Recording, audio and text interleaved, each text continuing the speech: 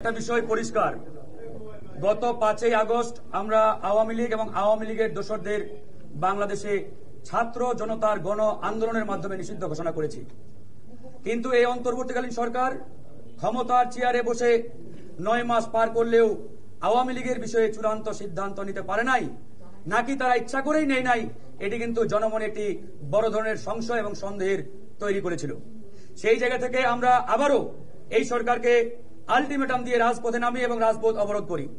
টানা 2 দিনের গণ আন্দোলনের ফলে সরকার অবশেষে আওয়ামী লীগের কার্যক্রম বিচার শেষ হওয়ার আগ পর্যন্ত নিষেধাজ্ঞা জারি করে।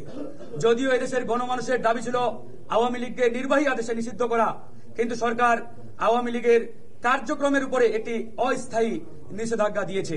তারপরেও আমরা প্রাথমিকভাবে এটিকে বিজয় হিসাবে উল্লেখ করে আমরা সরকারকে ধন্যবাদ জানিয়েছি। কিন্তু আমাদের প্রশ্ন, যে আওয়ামী লীগ বিগত জুলাই আগস্টে এদেশের মানুষের উপরে গণহত্যা চালিয়েছে, এদেশের ছাত্রদের বুকে গুলি চালিয়ে অসংখ্য ছাত্র জনতাকে হত্যা করেছে, যে অপরাধে আওয়ামী লীগকে আজকে আমরা অপরাধী বলছি, গণহত্যাকারী বলছি, ফ্যাসিস্ট বলছি, সেই একই অপরাধে আওয়ামী লীগের অন্যতম সহযোগী দোসর জাতীয় পার্টি এবং 14 দল তারাও দোষী। আওয়ামী লীগের কার্যক্রম নিষিদ্ধ হলে এই অন্তর্বর্তীকালীন সরকার জাতীয় পার্টি এবং 14 দলের কার্যক্রম কেন নিষিদ্ধ ঘোষণা করলেন না? এর আগে আমরা যখন এই সরকারের কাছে আবেদন জানালাম আওয়ামী লীগকে নিষিদ্ধ করতে হবে, তখন সরকার এবং সরকারি দল অর্থাৎ জাতীয় নাগরিক পার্টি তারা বারবার বলার চেষ্টা করলো একটি বিশেষ দল নাকি আওয়ামী লীগ নিষিদ্ধ চায় না। সেই বিশেষ দল কোনটি? বিএনপি। বিএনপি নাকি আওয়ামী লীগ নিষিদ্ধ হোক এটা চায় না। এরপরে আমরা বিএনপির সাথে বৈঠক করলাম, বিএনপিকে বললাম আওয়ামী লীগের প্রশ্নে আপনাদের অবস্থান কি? আওয়ামী লীগের প্রশ্নে বিএনপি জানালেন সরকার যদি নির্বাহী আদেশে আওয়ামী লীগকে নিষিদ্ধ ঘোষণা করে এখানে বিএনপির কোনো আপত্তি থাকবে না, কিংবা বিএনপির কোনো এখানে নেগেটিভিটি বা নেতিবাচক কোনো এখানে অবস্থান নেই। এরপরে সরকারকে আমরা আবার জিজ্ঞেস করলে সরকার ওই একই সুরে তাদের পূর্বের বক্তব্য তারা জারি রাখলো। আপনারা অবগত, গত পরশুদিন যখন আওয়ামী লীগ নিষিদ্ধের ঘোষণা এই সরকারের কাছ থেকে আমরা জানতে পারলাম, তখন বিএনপির পক্ষ থেকে কিন্তু এই সরকারকে ধন্যবাদ জানানো হয়েছে এবং এই সিদ্ধান্তকে তারা স্বাগত জানিয়েছে। একই সাথে আজকে আমরা এই সরকারের কাছে প্রশ্ন রাখি, আপনারা যদি আরো 6 মাস আগে আওয়ামী লীগকে নিষিদ্ধ করতেন এর ফলাফল কি হতো? বিএনপি বাধা দিতেন কিংবা বিএনপি ওই সিদ্ধান্ত মানতেন না? বিষয়টি তো এমন নয়। তাহলে কেন এই 6 মাস আপনারা জনগণের সাথে ছল চাতুরি করে আওয়ামী লীগ নিষিদ্ধের এই সিদ্ধান্ত আপনারা ঝুলিয়ে রেখে এক প্রকারের জনগণকে ভোগান্তির মধ্যে ফেললেন? এই যে টানা 2 দিন আন্দোলন করলাম, আমাদের তো শঙ্কা হচ্ছে এবং জনমনেও এটা নিয়ে প্রশ্ন যে সরকারি প্রেসক্রিপশনে তাদের সেই সরকারি দলকে তারা যমুনার সামনে নামিয়ে দিয়েছিল কিনা, এই প্রশ্নের উত্তর এই সরকারকে দিতে হবে। কারণ আজকে দেখেন, যমুনার সামনে বিগত 3 মাস আগে সভা সমাবেশ নিষিদ্ধ করে 44 ধারা জারি করা হয়েছিল। এরপরেও কেন একটা বিশেষ দল সেখানে গিয়ে আন্দোলন করবে, অবরোধ করবে, তাদের উপরে সেই শান্তির ধোয়া কি বলে ওটাকে, ওই ঠান্ডা পানি তাদের উপরে ছিটানো হবে? অপরদিকে আমরা যখন আওয়ামী লীগ নিষিদ্ধের আন্দোলন করতে গিয়ে পল্টন মোড় অবরোধ করলাম, ঠিক আমাদের উপরে ওই হাসিনার পেটুয়া বাহিনীর মতো এই সরকারও পুলিশ বাহিনীকে লেলিয়ে দিয়ে আমাদের উপরে আক্রমণ চালানো হলো। আমাদের 9 জন সহযোদ্ধা আহত হয়েছে সেদিন।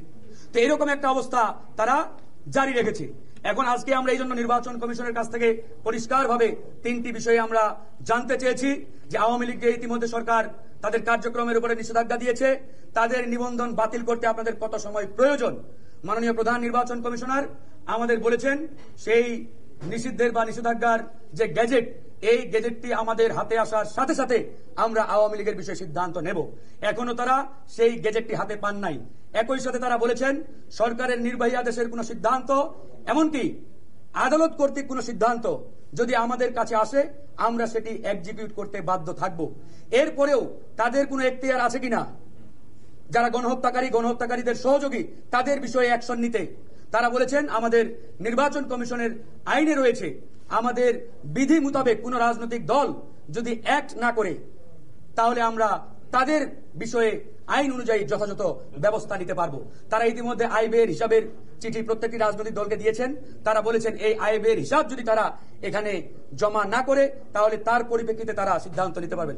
একই সাথে আমাদের হাসানুল মামুন বলেছেন জিএম কাদের এখনো বহাল তবিয়তে ঘুরে বেড়াচ্ছে। কার নির্দেশে, কার শেল্টারে, এটা আমরা জানতে চাই। ওবায়দুল কাদের 3.5 মাস বাংলাদেশের ভিতরে ছিলেন, কিন্তু এই অন্তর্বর্তীকালীন সরকার এবং এই সরকারের পুলিশ বাহিনী তাকে গ্রেপ্তার করতে পারেন নাই। এটা একটা টোটালি রং কথা। বরঞ্চ সরকারের সহায়তায় তিনি বাংলাদেশের ভিতরে আরামায় এসেছিলেন, তাকে গ্রেপ্তার করে নাই।